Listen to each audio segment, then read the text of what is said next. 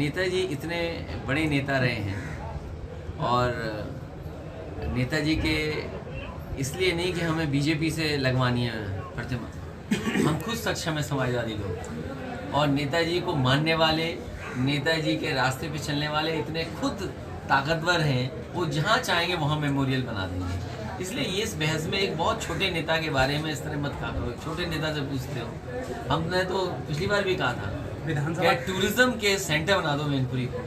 भाई टूरिज्म का कोई बजट आ जाए। आप चौराहे तो पहले से बने हुए हैं, चौराहे में क्या है, कब्जा कर ले रहे हो आप। ये कब्जा इसलिए कर रहे हो जिससे कि और महापुरुष हैं जैसे बाबा साहब भीमराव अम्बेडकर की कोई प्रतिमा न लग जाए, ज्योतिबा फूले की कोई प्रतिमा न लग जाए, नेताजी की कोई प्रतिमा न लग जाए, राम मनोहर लोहिया जी की कोई प्रतिमा न लग जाए, जेपी आंदोलन से जुड़े जेपी की कोई प्रतिमा न लग जाए, गाडगे साहब की प्रतिमा न लग जाए, अवंतीबाई की प्रतिमा न लग जाए, कोई महाराज बिजली पासी की प्रतिमा न लग जाए। ये जगह घेर रहे हैं। हमारी जब कभी भी सरकार बनेगी, ये लगा लें जितनी प्रतिमा लगाना चाहें, डीएम आवास खाली करवा करके पीडीए के जितने महापुरुष हैं उनकी प्रतिमा लगा देंगे। इस वजह से बौखलाहट में है। परसेंटेज ऑफ वोट से ज़्यादा महत्वपूर्ण ये है कि इस देश के किसान, गरीब, नौजवान, अल्पसंख्यक और पिछड़े, दलित और अगड़े जितने भी लोग हैं, हर वर्ग के लोग भारतीय जनता पार्टी को हटाना चाहते हैं। क्योंकि जो सपना भारतीय जनता पार्टी ने दिखाया था अच्छे दिन का, 15 लाख का, विदेश से पैसा लाने का, अब जैसे भारत छोड़ो आंदोलन था, बीजेपी आ गई भारत छोड़ो आंदोलन, ये अपनी वो कमी पूरी कर रहे हैं जिस समय इन्होंने विरोध किया था। याद कीजिए, भारत छोड़ो आंदोलन बीजेपी के हर नेता ने विरोध किया था, उसकी भरपाई कर रहे हैं अभी, क्योंकि वो उससे अपमानित ना हो जाए। और भारत छोड़ो आंदोलन तो इन्होंने पहले ही चलाया था उद्योगपतियों के लिए, जो भारत छोड़ के चले गए। कौन नहीं छोड़ के चला गया? इनके सभी खासम खास उद्योगपतियों के लिए भारतीय जनता पार्टी ने भारत छोड़ो योजना चलाई थी, जिसके तहत उद्योगपति भारत छोड़ के चले गए। अगले मुख्यमंत्री योगी आदित्यनाथ, एक भी पेड़ लगाओ तो बता दो, जिंदा पेड़ मार दिए बीजेपी ने। इससे बड़ा भ्रष्टाचार क्या हो? मुख्यमंत्री योगी आदित्यनाथ ने इलेक्शन कमीशन से माननीय सुप्रीम कोर्ट के चीफ जस्टिस का हटाना, ये सीधा सीधा साबित कर रहा है कि हर चीज़ अपने कंट्रोल में लेना। सरकार अपने कंट्रोल में ले रही है, सरकार कंट्रोल में नहीं ले रही है। बीजेपी और आरएसएस चुनाव आयोग को अपने कंट्रोल में लेना चाहती है। मान लीजिए, मैंने आरोप लगाया था कि हजारों वोट समाजवादी पार्टी के काट दिए गए वोटर लिस्ट से। चुनाव से पहले वोट थे, वोट डाला था उन्होंने, 19 में वोट डाला, लेकिन 22 में वोट नहीं डाल पाए। ये आरोप मैंने लगाया था। उस समय इलेक्शन कमीशन ने नोटिस दिया। मैंने 18,000 ऐसे वोट जो डिलीटेड किए गए, 19 में वोट डाला था, जिंदा हैं, वो अपनी जगह पर हैं, वो 22 में वोट नहीं डाल पाए। तो क्या है चुनाव आयोग में कंट्रोल चाहते हैं, चुनाव आयोग को बीजेपी का आयोग बनाना चाहते हैं, इसलिए ये काम किया जा रहा है। सीबीआई को बाहर कर दिया उस टीम से, इसीलिए कि बीजेपी अपना कंट्रोल चाहती है, आरएसएस अपना कंट्रोल चाहती है इलेक्शन कमीशन। अब सरकार मनमानी करके अपॉइंट कर लेगी। वो जानते थे कि अगर कोई जुडिशरी का होगा, कोई माननीय सुप्रीम कोर्ट से कोई होगा, तो हो सकता है कोई ऑब्जेक्शन उठाए। अध्यक्ष जी, टीएमसी के कार्यक्रम में ममता फॉर पीएम के पोस्टर लगाए गए। तो अच्छी बात है। शुभेंदु अधिकारी ने कहा है कि स्पेशल 26 की पहली दावेदारी प्रधानमंत्री। देखिए, ये तो कार्यकर्ता होते हैं, मंच से कभी कभी हम लोगों के भी नारे लगा देते हैं कि अगला प्रधानमंत्री कौन हो। तो ये तो वर्कर करता है, और अगर वर्कर किसी पॉलिटिकल पार्टी का वो सपना देख रहा है तो वो सपना खराब नहीं है। उससे तो लोकसभा के सांसद ही तो ज़्यादा जीतेंगे और बीजेपी हारेगी। तो इसीलिए हमें आपको खुश रहना चाहिए। नहीं, उस विपक्ष की एकजुटता में जो मोदी जी ने अभी संसद में कहा कि एनडीए में 2 बार 41 एफआईआर हुई है, तो वो जवाब दिया जाएगा।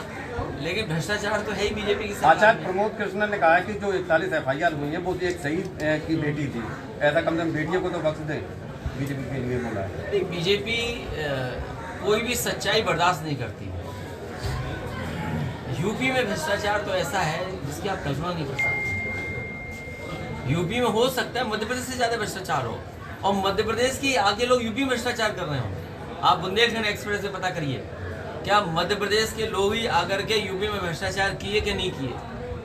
अभी भी बुंदेलखंड एक्सप्रेस से बना जब टोल कलेक्ट होना शुरू हो गया। अध्यक्ष जी, इंडिया बीजेपी ने, और मुझे दुख इस बात का है कि मीडिया भी उसमें शामिल हो जाता है। या वो लोग जिनको इन्फ्लुएंसर कहा जाता है, और वो इन्फ्लुएंसर नहीं है, वो बीजेपी के पैसे पर इन्फ्लुएंसर हैं। पहले उन्होंने टीवी पे चलवाया कि समाजवादी पार्टी के वरिष्ठ नेता इंद्रजीत सरोज वो बीजेपी में जा रहे हैं, पूजा पाल विधायक वो बीजेपी में जा रही हैं। तो ये बीजेपी की रणनीति है जिससे कि आप और हम टमाटर की बात ना करें। वो जानते हैं कि टमाटर की बात हम लोग छेड़ेंगे, क्योंकि एक दुकानदार को जेल भेज दिया, उसके बाप को बेटे को दोनों को जेल भेजा। आज टमाटर की कीमत नहीं कम कर पा रहे हैं, तो जब टमाटर की कीमत नहीं कम कर पाए तो नया जुमला क्या उछालें। तो ये जो जुमला उछाला जा रहा है बाजार में या मार्केट में मीडिया के थ्रू, वो इसीलिए है कि हम आपसे टमाटर की बात ना करें। जी, कांग्रेस के नेता है रणदीप सुरजेवाला, उन्होंने कहा है कि जो बीजेपी की वोट है और जो समर्थन है वे राक्षस प्रवृत्ति का है। राक्षस थोड़ा कठिन शब्द लग रहा है। बीजेपी का कोई नेता सुर में नहीं है। अध्यक्ष जी, विपक्ष वॉकआउट 9 साल हो गए और अब तो यही कह रहे हैं कि अब आज़ादी जाके हमें मिली है। मैं तो यही कहूँगा कि 15 अगस्त को जो संकल्प लिया जाए, 15 अगस्त के जो प्रण हों वो पूरे हों, और 15 अगस्त को हम लोगों का यही संकल्प है कि भारतीय जनता पार्टी ने जो लाल किले से सपना दिखाया वो पूरा करें, किसानों की आय दोगुनी। बिहार में एम्स को लेकर प्रधानमंत्री जी का बयान आया था, उसको लेकर बड़ी कंट्रोवर्सी हुई। अरे एम्स यहाँ भी बर्बाद हो गए, यूपी के दोनों। लाल किला से ही आखिरी भाषण हुआ था मोदी जी। हाँ बिल्कुल ठीक कह रहे हैं।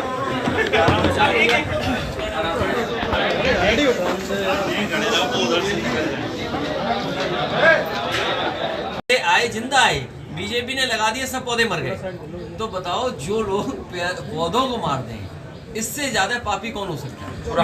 योगी आदित्यनाथ ने कहा है कि पुरानी पेंशन बहाल करेंगे। योगी आदित्यनाथ ने कहा है कि इस बार 2024 में समाजवादी पार्टी का खाता भी नहीं खुलेगा। वो ये जानते हैं कि गोरखपुर की हर गली हर नाली पानी भरा हुआ है। गोरखपुर में जो सपना दिखाया था गोरखपुर वालों को, वो पूरा नहीं हुआ। आप सोच सकते हैं, वाइस चांसलर उसकी पिटाई करें, बीजेपी के कार्यकर्ता नेता जो पिटाई करें उनका टीचर सम्मान करें। इसका मतलब तो ये हुआ कि मुख्यमंत्री की मर्जी के वो वाइस चांसलर नहीं थे, इसलिए उन्होंने कार्यकर्ताओं से वाइस चांसलर को पिटवाया। ये सोचिए, सरकार अगर वाइस चांसलर को पिटवाए तो कहाँ की सरकार है। तो ये डर है उनको, उन्हें पता है कि वो काम किस तरीके से कर रहे हैं। हर वर्ग के लोग उनसे नाराज हैं। बीजेपी का उत्तर प्रदेश से सफाया होगा, और मैं फिर कहता हूँ 80 की 80 सीटों का सफाया हो सकता है। विभाजन विभीषिका स्मृति दिवस मना रहे हैं। 1947 से पहले ब्रिटिश काल में जा रहे हैं क्या? ये दरार जीवी लोग हैं, इन्हें दरार पैदा करने में आनंद आता है। आप जैसे सही खड़े हो, सलामत हो, दरार पैदा करने में तो उन्हें दरार में बड़ा आनंद आता है। आपने सदन में नहीं देखा था, हमारे मुख्यमंत्री जी दरार पैदा कर रहे थे। ये दरार जीवी लोग हैं, इन्हें कहीं भी मौका मिल जाएगा ये दरार पैदा कर देंगे। इसलिए दरार जीवी लोगों से बचाइए देश को। मैं अपने विधानसभा अध्यक्ष रामशरण यादव जी का धन्यवाद देता हूं। उनके परिवार सहयोगी साथियों ने मिलकर के रामशरण जी ने अपने पिताजी की और अपने भाई की प्रतिमा का अनावरण कराया, जहां उन्होंने अपने पिता और भाई को सम्मान दिया। वहीं हम लोगों को आने का यहां पर मौका मिला और क्षेत्र की जनता से बातचीत करने का अवसर भी प्राप्त हुआ।